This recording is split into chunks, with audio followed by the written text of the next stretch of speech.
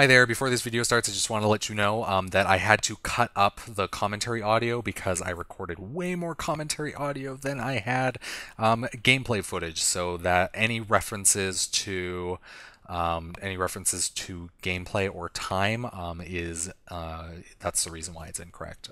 So just want to let you know, enjoy the show. Hello Internet people, my name is Ryan. This is The Legend of Zelda Majora's Mask. Today we are going to finish the Snowhead Temple.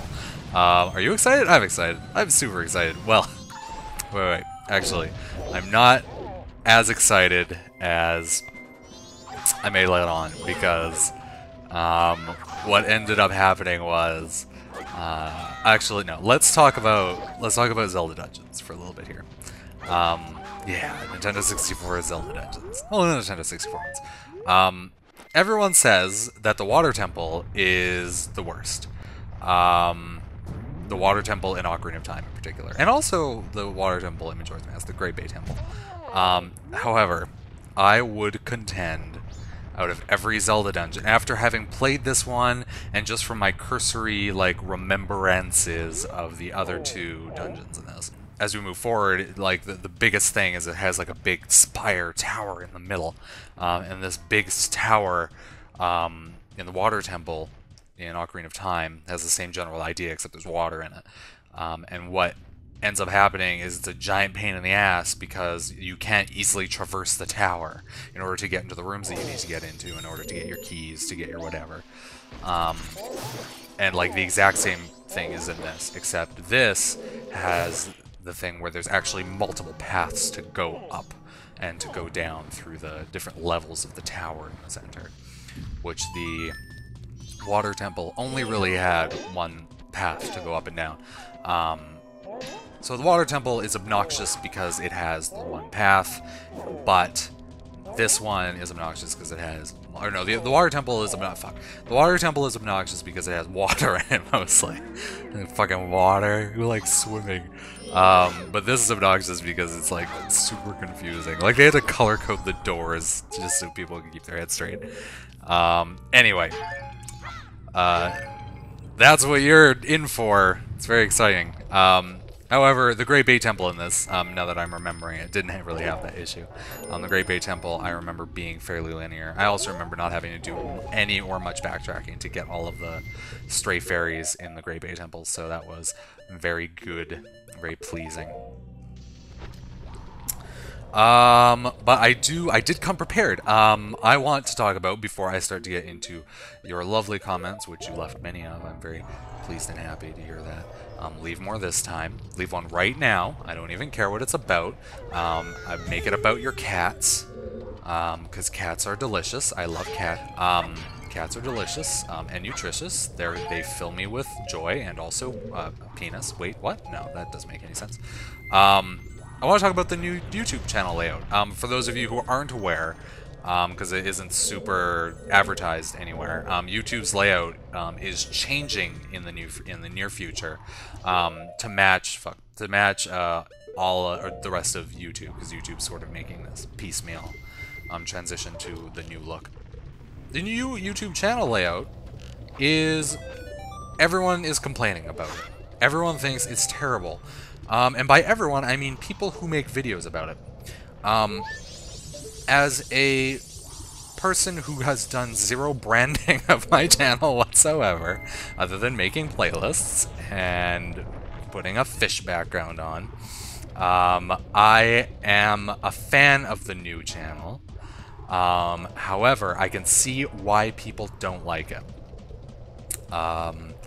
The biggest complaint is by... oh, that's a mistake that I made.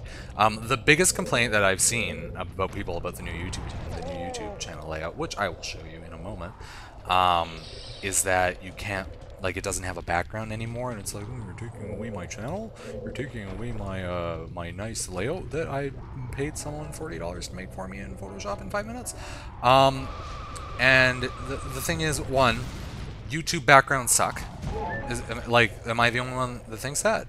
Every time I see someone with like, especially Let's Play channels, oh god, I fucking can't stand Let's Play channel backgrounds, where people just stuck a bunch of video game characters and then, like, their name, Yeah, okay, fine. Like, that's nice, but I don't usually ugly, right? Uh, and like the big channels, you know, they have custom links in their descriptions. Like, it's just I don't like it's just I don't it's just usually awful, and it's usually awful and mostly frustrating. But those are the people that are complaining, and those are the people that are making YouTube videos. I'm more curious to see what you guys think. So I'm going to show the new one to you right now. So this is a screenshot of iJustine's channel. You got your big header, which will have some custom links. You got this introduction video you can put. This all down here is interesting. We'll talk about that in a bit. And then you got crap on the side. It's like not a super. It's not like a big departure from what we have now. The biggest difference is clean and white, which is kind of a like this is the what it seems to do is like if you look at that screenshot again, I'm not going to put it up because I'm too lazy, but the most interesting thing on the page is the content. Like the thumbnails dominate the visuals of the page, which is what I think people that are talking about this on YouTube aren't like grasping. Is like YouTube also I think is not doing a good job of advertising this, but when I look at this as a person that I wouldn't say I study design, but I do have a keen interest in it. I see that, and I see an expertly put together kind of exercise in like great content-based design. Like, it's so white, your eye is immediately drawn to the header, which is great because the header in the future, I don't think it does exactly right now. But in the future, it will have links on it for instance, to your Facebook, or if you have a second channel or whatever. I have no idea what I'm going to put on mine, but when it does come out. And then the next thing you see is this introduction video, which appears to, like, you have this option of making a video specifically geared towards your non-subscribers. And then that's what goes there. I'm obviously not subscribed to iJustine, and never will be. So I get her introduction video, and the purpose of that video being, I'm sure you've all heard this before if you've heard of this new layout. Oh, excuse me. The purpose of that being literally an introduction to the channel, which I think is just great because I've always kind of struggled with this method of advertising myself on YouTube. Okay, let's look at this. Let's look at this in the perspective of someone who watches videos. Sometimes I'll end up on a channel. And I just fucking don't know what it's about. Like, because you go down the rabbit hole on YouTube, you click related videos, and you just sort of make that progress of going through all these related videos. And usually that will get you to a great place. You go to the person's channel, like, you see something that you like, you go to the person's channel, and you subscribe maybe, and it's not exactly what you expect. I find that is actually where a lot of my subscriptions are from. Where people have watched New Vegas or whatever. Or I think Dino D-Day is probably the best one. I don't have any other videos like Dino D-Day, like a first-person shooter, a few people doing commentary videos, which don't mind doing. But I would like I would like the ability to know a channel, like the moment that I get to it. And I think that intro video is great. As a creator on YouTube, like, YouTube has this kind of diametric problem where I have to pander to two different people who may visit my channel. I would have to you guys, who I obviously want to just show whatever my most recent video is, because I'm sure that's what you're going to be interested in watching, or to the unsubscribed person, or the person who is just about to subscribe after watching, for instance, like, to say someone comes in from one of my most popular videos, from Dino D-Day. Maybe I want to advertise to that person another set of videos that they might like. Like a person that comes from Dino D-Day will like watching, probably, the Totek, whatever that game is called, Lara Croft and the Totek of Totek, because it's great, or a great set of videos, because it's the same general idea, right? But like I can kind of ease them into, hey, these are the videos that I've done. Here's links to the playlists. You probably like it if you came from, say, and then there's the people who come from, for instance, like lately I've been getting lots of people from Omicron and Shadowman, people that are looking for quality Let's Plays of older games, which I'm hoping that I provided, but they show up and I don't think they understand that my upload schedule, for instance, you know, like there's just that sort of stuff. Like I want to be able to kind of quickly do a video that explains that. And I could do that now, but then it kind of, I find that I don't think I'm getting enough subscriptions from the channel page in order to justify doing that. So, like, that's kind of the problem. And the new YouTube layout solves it perfectly. Another thing that you may remember at the bottom of the page, underneath the header and the intro video and all the whatever, there is kind of just a section of videos that she had in a gridded list. That gridded list is entirely optional. You can take that, remove it, and replace it with anything. They have a very robust and very cool method of, say, I can auto-generate playlists based on tags. So, for instance, I can automatically populate a Internet People playlist if I wanted to. All of my Internet People videos all have a certain amount of tags in them, and I can just instantly and effortlessly make a playlist and put it there, which I Justine showed off on her channel, and it was really cool. And it's great for viewers because a viewer will look at the intro video, maybe subscribe if they want, but just the fact that you can easily go to what the content creator thinks is the best set of videos or the best thing to watch is great. And from a creator standpoint, it's super great to be able to have that customization on the entire channel, or on the main page of the channel that isn't stupid background image based. It's based on your stuff, right? I just don't understand, like, the vitriolic hate for the new channel, or for the new channel page layout. Oh, also, I just want to quickly go. There's a list a list of channels on the right hand side, which is also customizable. You can put whatever other channels you want to feature or whatever there. So, I just literally, I remember going and checking. I remember going and checking out the creators blog and reading the comments. I was like, oh my god, everyone's gonna hate this because it's different. Someone literally said, it might even be the top comment right now. Somebody literally said that this is the end of YouTube. Like this change marks the end of YouTube, and I just don't get it. I really, really, really want your opinions. I really want to hear what you guys think about this. In fact, leave a comment right now, especially you, the person who always watches this to the end and never leaves a comment. You know who you are. I don't even know if that person exists, but I really want to hear what you guys think of it. Because, like, I don't see anything wrong with it, and I think it's fantastic. So yes. Actually, you know what? Pause this video right now. I'll have an intermission. Go and check out Mystery Guitar Man's channel, because his channel is the new YouTube channel, or is the new layout. He probably does the best. If you're not subscribed to him, or if you are subscribed to him, unsubscribe. But check out his intro video and then resubscribe, because he has a good intro video.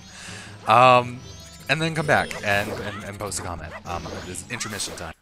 Down, down, down, down, down, down, down, down, down, down, down, down, down, down. Okay, so I am assuming that you all actually went and did as asked, but that's fine if you didn't, because whatever. Yeah, so I know I've been talking about this for like 25 minutes. I can't believe I managed to fill up and like had so much just about this, but it is like, it's a big thing, and I'm really excited.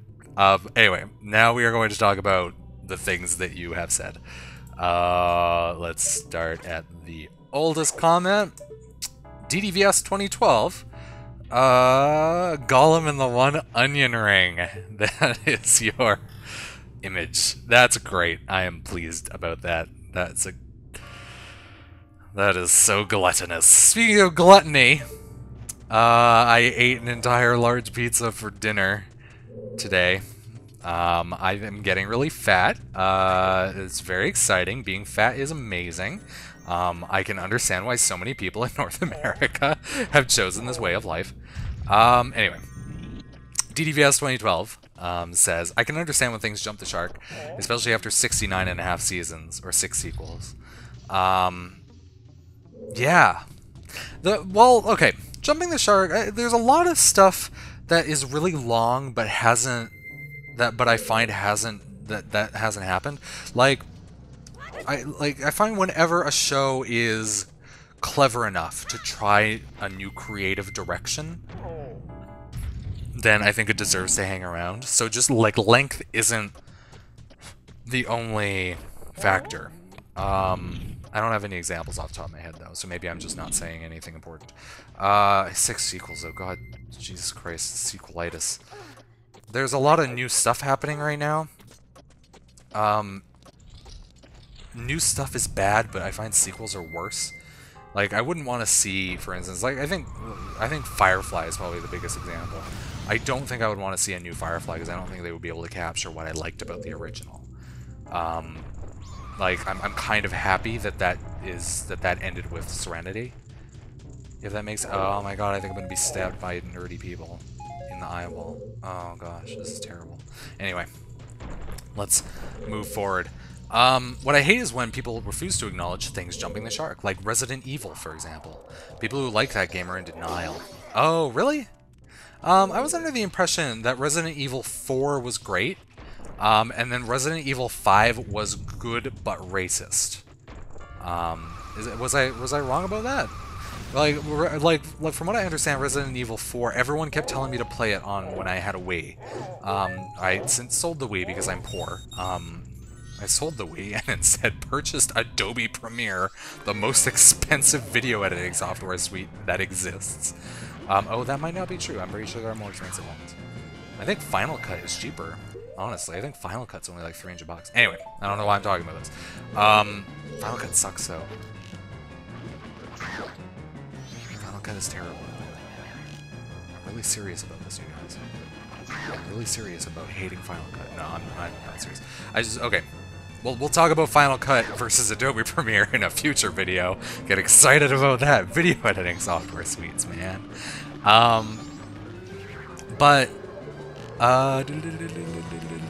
Resident Evil. Well, yeah, no, I hear Resident Evil is a fine game. But you know what? I think you might be right about I think Resident Evil 5. Like, and this is coming from someone who's never played any of these. Oh, right, we're talking about a Wii. Everyone kept telling me to play it on my Wii because it was apparently a very good port, but it killed Wiis. Did anyone hear about that? Like the port of Resident Evil. I'm suddenly remembering what I have to do here. The port of Resident Evil to the Wii just was like too graphically intense and like would overheat Wiis and then like literally brick them. Like it would like overheat something and just like destroy your Wii. So I was always afraid to play it and I just never did. Yeah. Should I play Resident Evil? If I do, if I do, it might be because I'm discovering with Call of Cthulhu that I have the best reactions to scary things. No, I don't even know if that's true.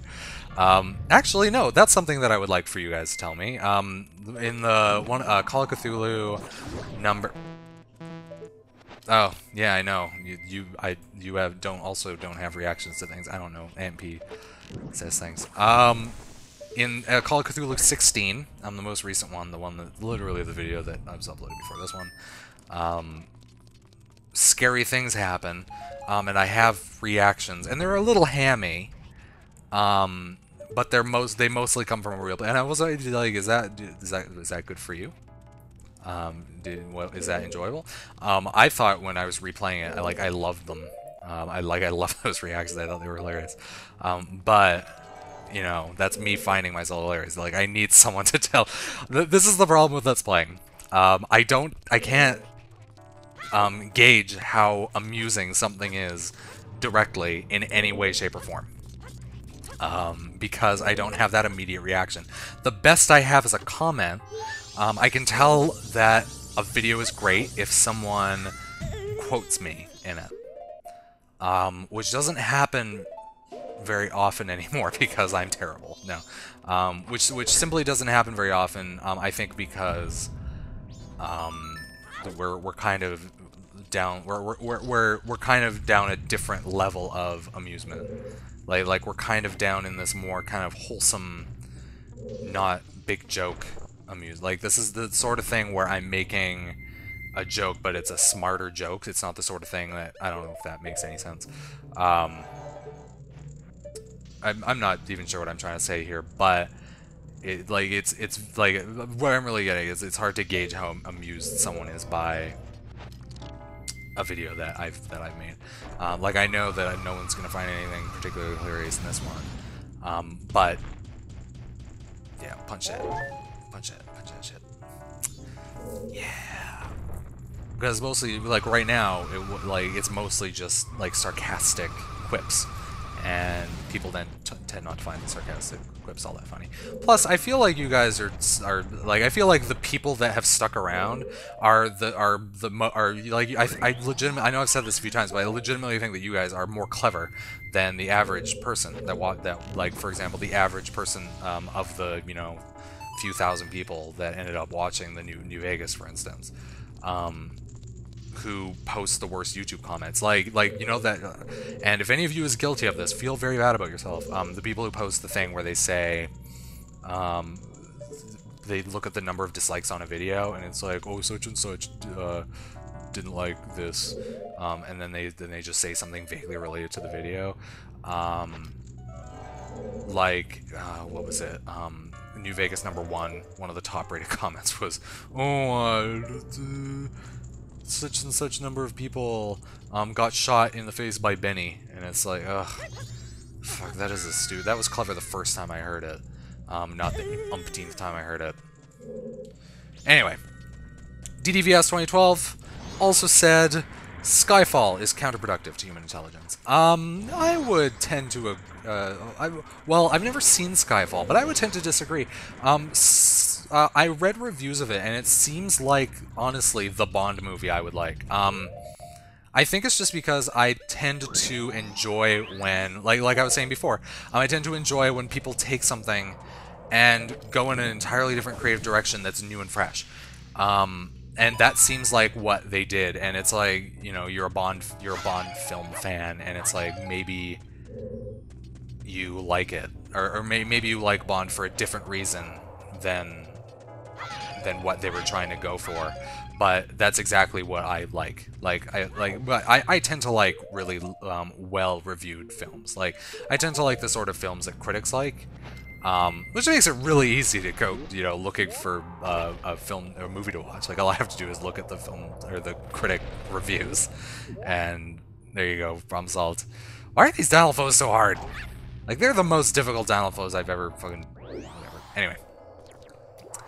So I think I would like Skyfall, because for anyone who's, like, I haven't seen it, but I went, after I read that comment, I went and I looked at reviews for it, and from what I understand, the biggest complaint people have with it is it's, the plot is too, it's not very James Bondy, if that makes any sense. Like, they take a lot of risks, and they try and make it a more story-based thing, less gadgets, less sex, and more just thought.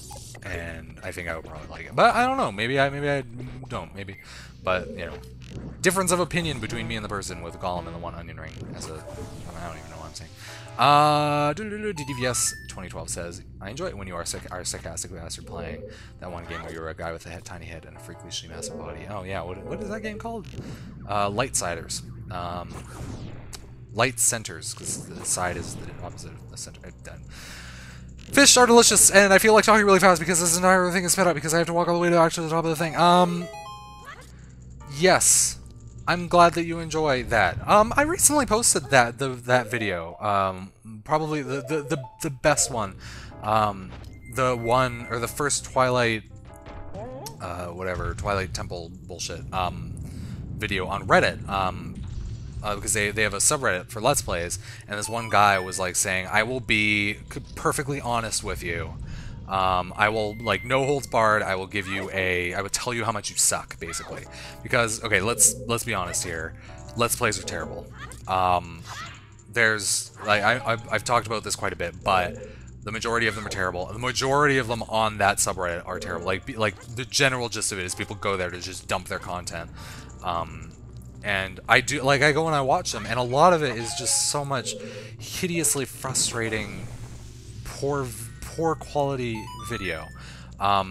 Okay, let's take this video that we're watching, for instance. I have good quality audio. I am constantly talking about a subject. Maybe it's not super interesting, but I at least have a train of thought. Okay, let's take another video, or another set of videos. Morrowind. I cut out a big chunk of me walking from fucking Satanin to Balmora, because it literally takes like half an hour for me to make that walk as a level 1 character with such low speed. Let's Players don't do shit like that, and it's terrible. Like, it's so annoying to watch Let's Plays from people, because stuff where, like, people... Okay, you know what? I've complained about Let's Plays so many times, we all know that I hate Let's Plays. So, but that's like what the Let's Play subreddit is full of, is people will dump their content and be like, hey, I'm playing FTL, Faster Than Light. I'm playing such and such game, and it's like, just put it in Yo-Yo. Like, I'm not interested in what, and I've watched a big chunk of them, and like, a lot of them are just unwatchable. And the sad thing is no one will go on there and vote them up or comment on them. They just get ignored. So it's really great that this guy, I'm making mistakes here. It's really great when people like or when this guy like legitimately comes up and says, hey, I will be brutally honest with why your video is awful. So I posted one of mine, and I got a good bad review, which was like it was a lot, like he was like legitimately brutally honest. Like his average thing would be like, why did you even make this? Like there's so much where you're just not talking. You're boring. Like that sort of stuff. Like he was awesomely honest. And that was super great. So now I kind of have this great feedback that I can build upon, rather than just, you know, your average. Because let's be honest here. Like not a lot of people are watching Darksiders. A lot of people are watching Morrowind. I think Morrowind is a great success. Like I legitimately think that I'm gonna have one of the best, like by the time from start to finish. Kind of like how I legitimately feel how my Oblivion Let's Play is probably one of the best Oblivion Let's Plays that is out there. If anyone wants to post a video where they just like if there is a better Oblivion Let's Play, please by all means link me to it and I will watch it and tell you why it's awful. But I think I'm gonna have one of the best Morrowind Let's Plays there is. But I don't like Darksiders is such a I'm not feeling it when I'm playing it. Like I'm not feeling that instant ability to successfully commentate on it, and I'm glad to have that commentary. And I'm glad to have that, you know, I'm being super sarcastic.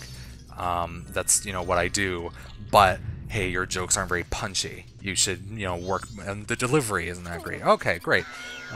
That's a concrete thing. Like, I can work on, like, for instance, like, there's a few jokes in there where I really like the delivery, but now that I watch it back, I could be like, oh yeah, I could have done this better. Anyway, so that's it.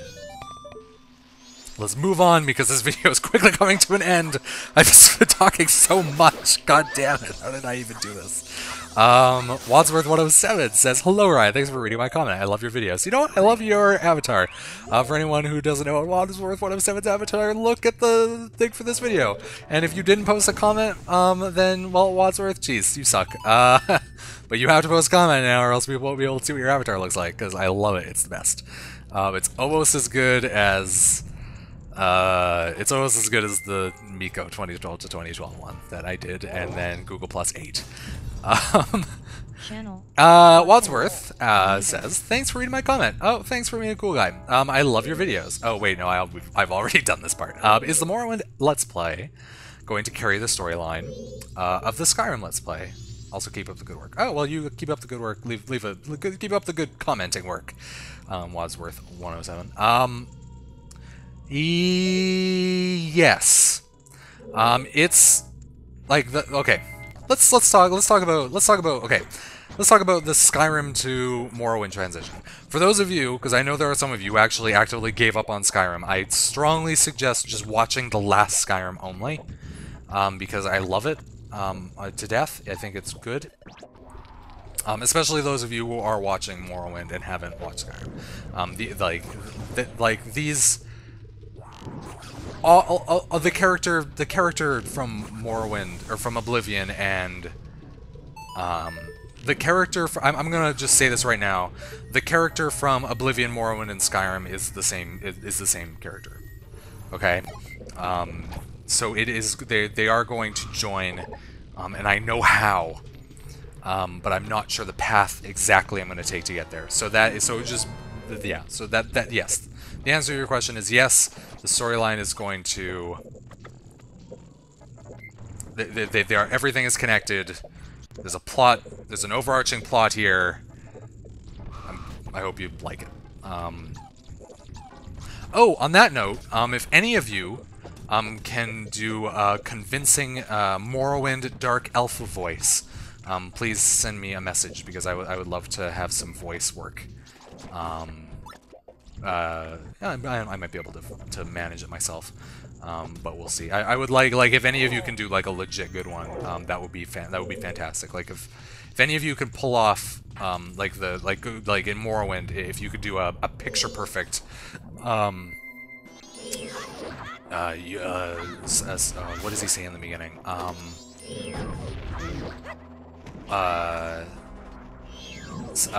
Wake up, you were dreaming. Are you okay? What? Wake up. Like, if any of you could do a convincing one of that, then that would be fantastic. Anyway, Zachary Miller. Main Minu? Yes, Main Minu. I love Fringe. I love Fringe too. Oh, Fringe is over. Watch Community. Or no, not Community. Well, sure, watch Community. I hear that's good. I don't like it. Watch Continuum. It's a Canadian television show. It's a sci-fi. People don't make sci-fis very often anymore, so it's very exciting when a new one rolls around. Like for instance, your Losts or whatever. But it's a hammy show. It has bad special effects. It's Canadian. It's airing on Sci-Fi right now, and I think if you liked Fringe, you'll probably like Continuum.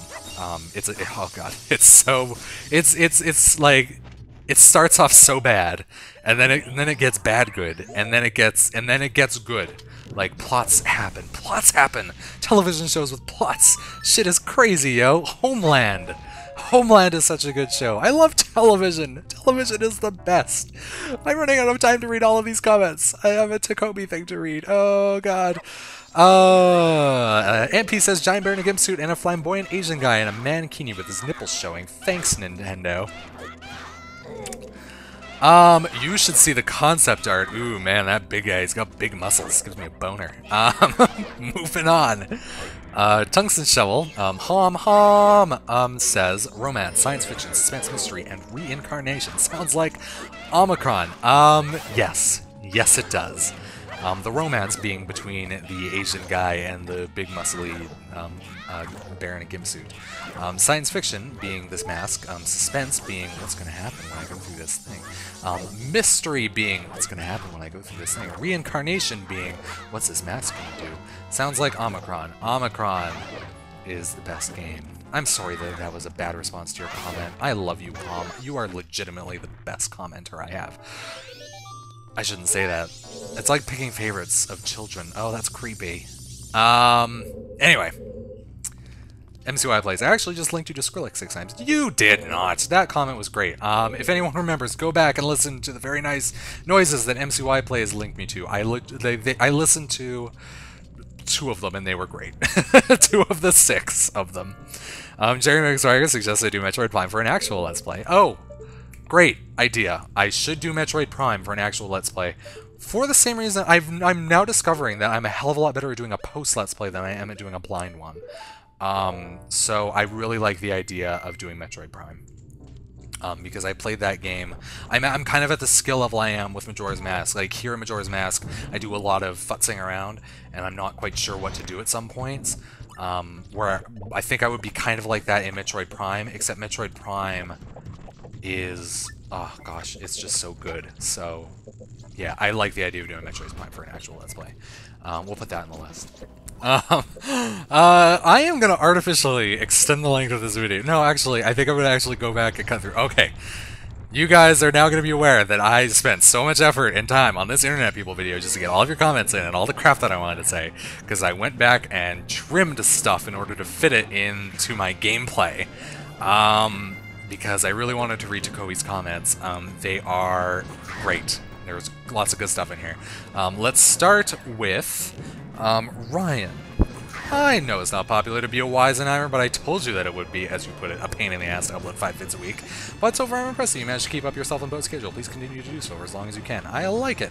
Well, I'm glad that you like it. I'm sorry that I can't please everyone. I would love to be able to, but you know what, I think the idea of doing maybe like 3 Let's Plays max at a time will work out a lot better. Like, you know, an Internet People plus 2. 2 like good ones. So that's, yeah, that's where we're going in the future once I get done with what we have. Yes, your Dino D-Day video with 30,000 clicks has earned you only $30. Gosh, guess one needs to have the following of a certain Swedish gesture to really make a revenue. I always thought the ads would be a bonanza for those who put them on. I was certainly mistaken. I think the thing is with the YouTube, interestingly enough, you might find in the way YouTube works is every video that I have put the monetization on actually ranks better in searches. So I bet how it would work is I would put all of my videos monetized. They would rank better in searches. They would grow faster compared to a non-monetized Let's Play, for instance. And then what would end up happening is if every one of my videos, say, got 1,000 views, keep in mind that I have, oh god, how many videos do I have? I don't even want to look. I know it's going to be way too many. Let's have a goose, and by have a goose I mean let's have again 885 videos. Some of those are hidden, so I don't know what the actual ones that you can watch. What are my hidden videos? Oh, that's a secret for me and me alone. So I think that if I were to monetize everything, it would be better. But the problem is I don't own the copyright to anything that I upload. Like, I honestly do not. I honestly would just, like, I did it actually. I monetized a big chunk of videos, but unless the company that owns one, I don't want to force ads on people too. I find the ads are obnoxious. It's just, yeah. So I find that I would feel bad that way. Also,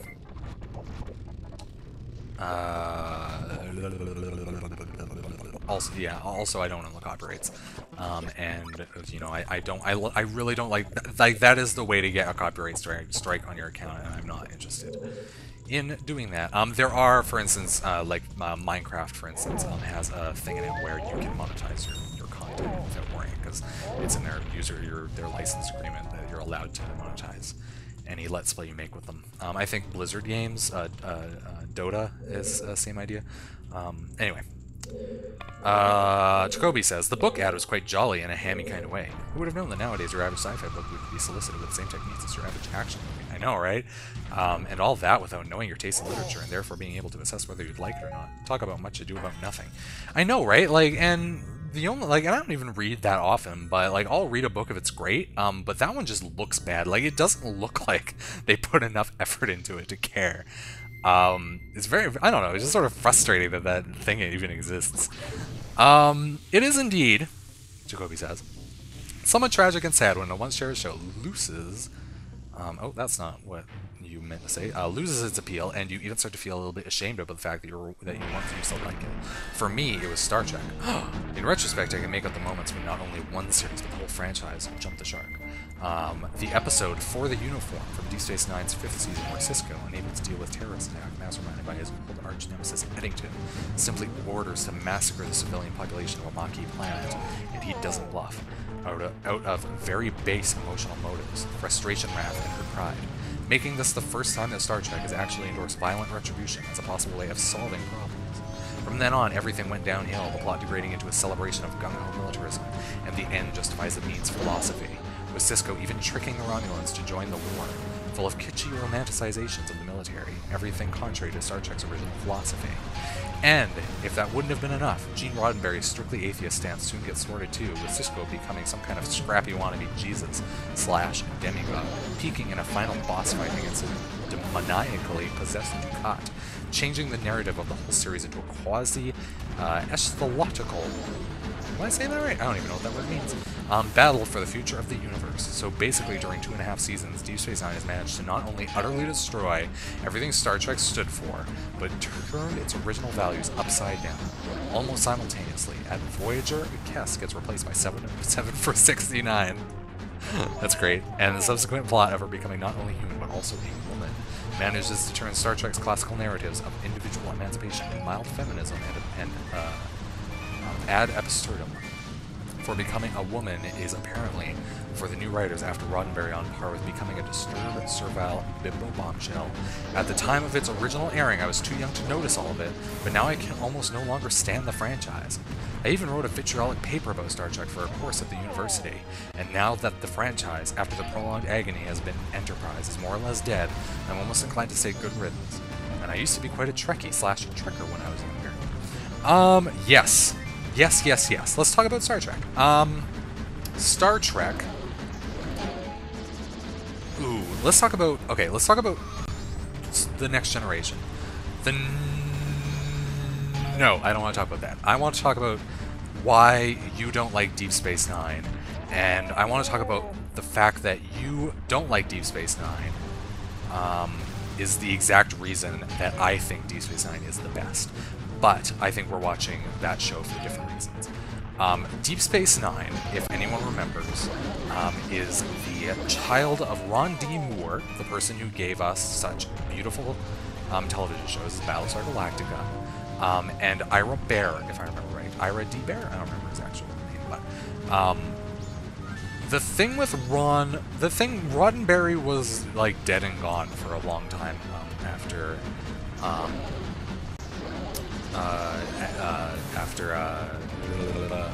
the Next Generation. Like, I think he actually passed away about 2 seasons into the Next Generation, and then Deep Space Nine came out in like the 4th or 5th season of the Next Generation.